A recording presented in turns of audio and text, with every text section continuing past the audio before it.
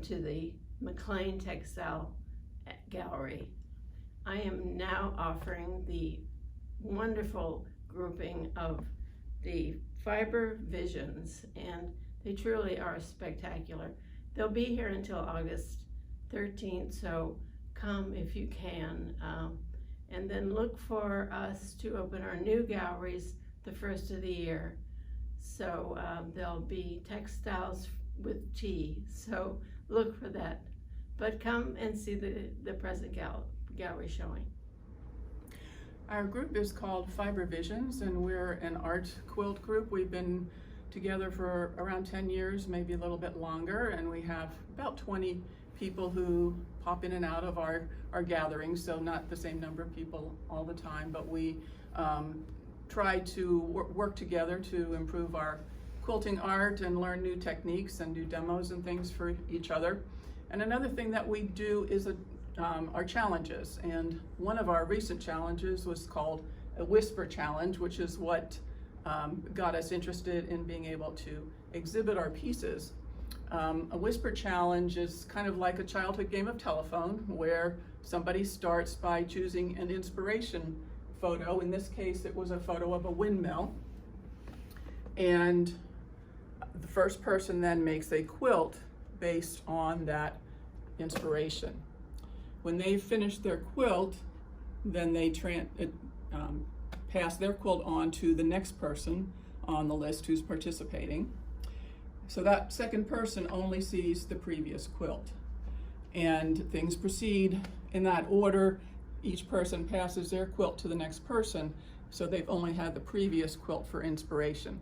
So until everybody's finished and you reveal all the quilts, you don't know what the original inspiration was, and you haven't seen the other quilts. And how long does it take? I mean, how long does this first person give it to the second person, or what length of time? That's a great question. We give each of us about a month.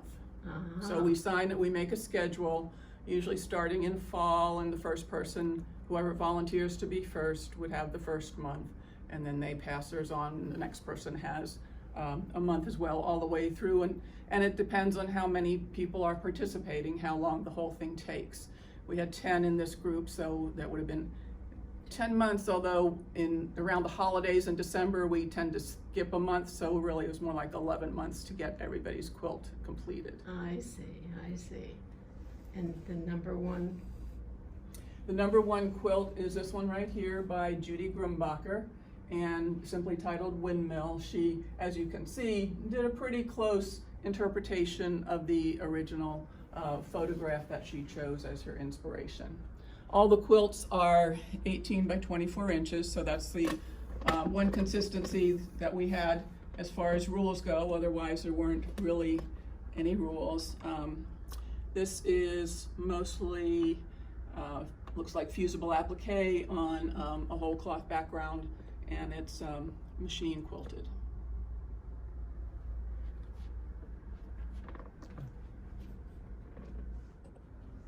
Okay, Judy Grumbacher handed her quilt off to Anna Willard. As you can see from Judy's first quilt, the inspiration, Anna was very struck by the windmill blades, and that's why she started off this way to create this quilt. This is also appliqued and a lot of machine stitching in order to create the depth of field that's in the windmill blades. I see. Did you maintain, talk about color when you were No, we'd instructing? never talked to one another about color, but obviously Anna was using the blue in Judy's background. So that's what influenced that color. And I think you'll see that theme as we move along to the next few. All right, our third quilt is by Judy Albert, and hers is called Lighthouse. She looked at the inspiration from Anna's windmill, and the shape inspired her to transform it into a lighthouse. She was also inspired by colors, the blue in the background, and because it was a lighthouse, wanted to make it a seascape as opposed to a landscape. And it is fusible applique as well, with some machine quilting done on the background. The next quilt in the line is by Linda Cooper, and she's called it Souvenir Lighthouse. As you can see, the one that she was handed from Judy Albert. She also included the blue and some white, and she is a New Englander. So this is the idea of these lighthouses, but she did choose to kind of show Virginia's Assateague lighthouse in a snow globe. And I want to point out how she got this glass effect from the snow globe. She used 2 different kinds of shear for the glass, and then cut slivers of a shinier one, and then misty fused those inside the first in order to make that reflection. So she really did an outstanding job here in using all of her tools in her toolbox to be inspired by the previous quilt. And what is that scary fabric underneath the I below? don't know. It's very, very shiny. It almost looks rather snake-like, but I kind of think it was to be a stone structure there underneath the. Oh, I see. Sort That of sitting on looks some like a granite. snake. Yeah, sitting on some granite. Snake skin, which is very popular. This is my quilt. I'm Barbara Wise, and I called this Safe Harbor. I had a really difficult time trying to get inspired by looking at that snow globe, but finally decided that the colors were what were going to drive me into doing this. And most of my work is botanical, so I thought, let's see how I can do this. So I used the blues and the reds and the whites in order to create this scene. These leaves are 3-dimensional. They've been pounded from existing maple leaves and then mounted on another kind of fabric just to give it some dimension. And it's been snowing, thus the snow globe. And the bird is perched under some leaves, which would indicate the safe harbor message. What are those leaves? These are fabric. I have pounded the maple leaves into this, and the maple leaves have, the colors have faded over time as natural fibers will. I see. But cut them out, and they're doing their work right now to provide safe harbor. I see. I see, which is what the lighthouse did before you. Right. Wonderful. I'm Susan Price, and this next one is my quilt. I was influenced by Barbara's title as much as anything, the Safe Harbor, which made me think of the concept of shelter. And I had this collection of pictures of doors that I had taken a number of years ago that I had never done anything with, and so I thought, well, this would be an opportunity to showcase these as a concept of shelter or home, and my title is There's No Place Like Home. But what I wanted to do was have a variety of different types of doors. Some of them are pictures of doors I took in New England, some are from beach houses, so they're different types of homes, different character to them.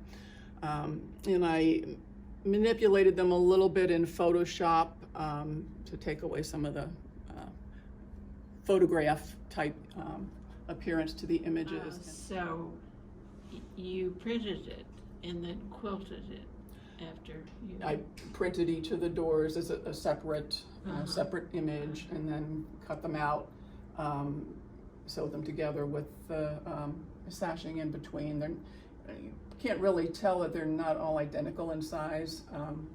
Just had to kind of work with the dimensions that they were.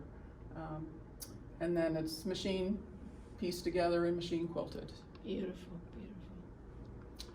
And then right next to mine is one by Barb Sherwood. So I passed my quilt on to Barb, and she also worked with the concept of shelter. Instead going back to nature, from houses back to nature again, but a shelter in the form of this bird and its nest that she says lived in her neighborhood. She's got some really interesting fabrics in this piece and some screen printing, I believe she said, and then fusible applique. And I like the way she did her bird's nest. It's really interesting to see the different fabrics she used in there and how she put that together. Okay, Barb passed her quilt on to Terry Pekarsky. Terry's is Here Comes the Sun. And Terry was very taken with the goldfinch image that was in Barb's quilt. And she wanted to make a sun appearing on a cloudy day. The whimsical birds just screamed to be included, and so those are appliqued. I like the way she has portrayed the grass, in the foreground by just putting together lots of wonderful colored scraps that all of us quilters have plenty of. I do believe that the clouds were made with sort of string and solvay. There's a method where you can take string, place it on top of some solvay, water-soluble stabilizer, do your free motion quilting, and then cut out the images and lay them over the cloudy day. So she made very good use of that.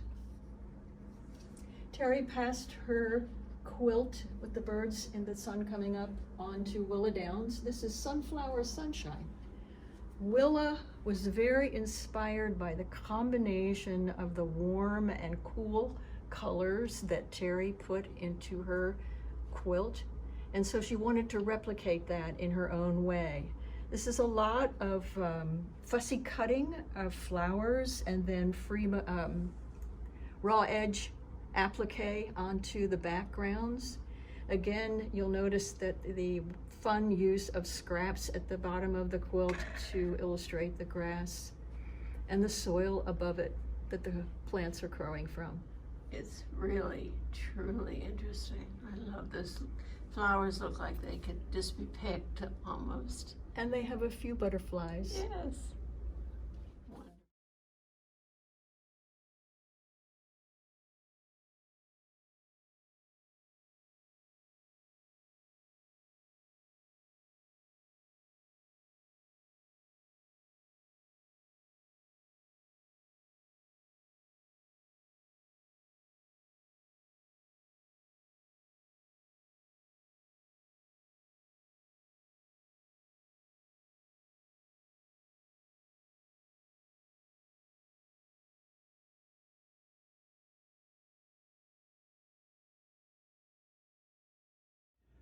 To round out our exhibit, we asked our group members to submit additional pieces to be displayed, and of course looking for things that would give us a unified exhibit. This piece here happens to be mine, and I call it Botanical Blues. This is a group of cyanotype prints. They're also known as blueprints, made on fabric that is chemically treated, and then you put a resist on top. In this case, it was all plant materials, and put it out in the sun for several hours. And it's sort of, so the sun is the printing process in this case. I see. After you take it in and remove the plant material, then the fabric has to be rinsed, and rinsed several times in order for the actual print to appear. Each one is each one is done individually. And it's a real plant. Was from real plants, yes. Yes, everything you see there is from real plants. Now, the standard cyanotype would be a solid blue background like you see on this one. But a lot of the others where you see these mottled effects in the background, those come from adding other things. You can spritz the fabric with water, or different solutions like soda ash mixed with water, which is something that fabric dyers are familiar with, or vinegar mixed with just straight vinegars. Baking soda, different things can be added to give you that effect in the background, so it's not just a solid. You're almost a chemist at work. A lot of it's experimentation, and just trying different things to see what happens and see what you like. I think it also varies a little bit where you get your fabric from. You can purchase it already treated Oh, I see. from different places. Jacquard makes some. There's a company called Blueprints on Fabric. So see. and this one here is a little different because it's blue in the background. They treat different colors of fabric, so you can buy packages that are have multiple colors in them, like the blue, there's green, there's yellow, there's pink. I see. So you would get a different effect than just the standard white. I see. And then you can also buy the chemicals and mix your own solution and treat the fabric. And depending on whether you do it yourself or where you purchase it from, you might have slightly different outcomes. I see. So Wow, that's beautiful. it's something that's fun to play with. And Really beautiful. it's all machine piece, machine quilted. There's a lot of dense quilting on that. This next quilt is by Linda Cooper, and she calls it Flower Friends. Linda, as you may recall earlier, she did a snow globe for the Whisper Challenge. Linda likes to experiment, and this is one of her favorite ways to do so. This is all raw edge applique, but one Linda has done is paint the background. And then she has this wonderful idea of using drapery liner. It's a rather slickery substance. And she uses paints and watercolors in different ways to create these flowers. And then cuts them out in any whimsical way that she would like to be able to do, and then puts them all back together again. It looks like a tapestry, doesn't it? Yes, it does. Yes, it has does. depths that. But she, as we pointed out earlier, we all have different skill sets that we bring to the group, sometimes Lovely. borrowing from one another. Yes. And Linda is really big on the paint. Very, very, and good in experimenting with it. And she teaches us sometimes how to use it. So she painted any of the flowers as well, or? Oh, all of these All of- flowers. They're all done with different colors on different pieces of that drapery fabric. And then cuts them out and then appliques them on. This is one more piece that I made. It's called Cone Flowers. This is sort of part of a series. I think the third piece I've done similar to this with flowers on a sort of landscape background. One thing that I do, in addition to the cyanotype you saw a few minutes ago, is Thermofax screen printing. So all of these cone flowers were created from screen prints that I created the screens from in different sizes from a photograph I took of cone flowers out in the neighborhood. So those were all printed and then cut out and fused onto the background, along with the leaves and the stems for the flowers. The background itself is made out of batik fabric strips that were just laid on there in color progression to create a landscape feel and sky in the background. And then it is heavily machine stitched and quilted. Wow, I can see the machine stitching. It's wonderful. This is mine. This is Barbara Wise again, and this is called Leaf Litter. My claim to fame, or my tool that I enjoy using the most, is pounding leaves and flowers into fabric. And believe it or not, it is a Cherokee tradition that was way back in the 20s and 30s, sort of reinstituted. And people are now using it more and more. You'll see more people talking about leaf pounding, where before no one knew what we were talking about. But many of these leaves are from my front yard. The ones in the background mostly are coral bells in my yard. It needed something else besides just the hammered leaves there, so I had other hammered leaves that I cut out. I used a Pigma pen to define the fine edges of these in order to bring out the color a little bit more, and then quilted it and mounted it on a piece of stretched canvas. Beautiful, beautiful. This quilt is by Anna Willard, and it's simply called National History Museum, and I think you can see why. She took this, create this quilt from a photograph that she had taken herself. What impresses me the most about this quilt is the depth of field in it. You can see almost how big this elephant is. If you've ever been down to the gallery itself, it's ginormous. And she has conveyed that in not only in her stitching, but in the colors that she's chosen to use this. It's heavily free motion quilting, and there's even some text that is on the walls down there at the gallery. Batik fabrics were used in order to create that elephant and all the different shadings. Did she create the batik fabric herself? No, it's a commercial batik fabrics, see. I'm fairly sure, yeah. Batiks are wonderful to work with. Yes. Our videographer, while you're looking at it, said that he loved it, and he's from Thailand, so you can tell elephants are a favorite of everybody in Thailand and around the world. Our next quilt is this one by Judy Albert. She calls it Two Tribal Dancers. The dancers that you see here are part of a batik panel. These are made by artists in Indonesia, and one of our local shops, Artistic Artifacts in Alexandria, is a place where you can purchase them. So what Judy did was take this panel and add the border, and it's very, as you see some close-ups here, heavily stitched to outline the various parts of the design, and she used lots of crystals to embellish the dancers, as well as some in the borders of the quilt.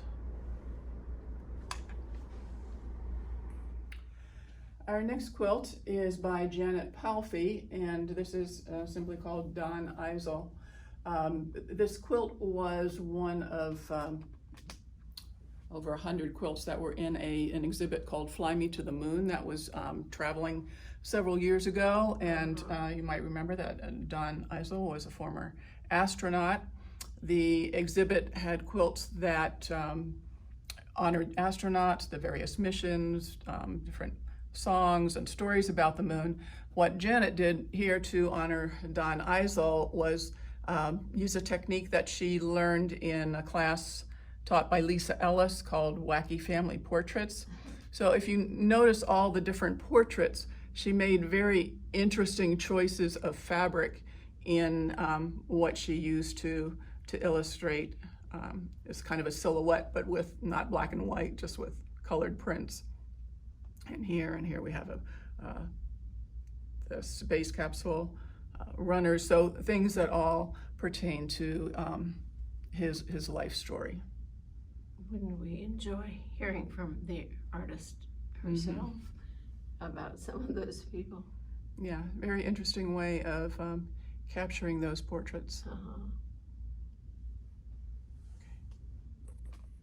This quilt is by Terry Pekarsky, and it's entitled East Side, Roadside.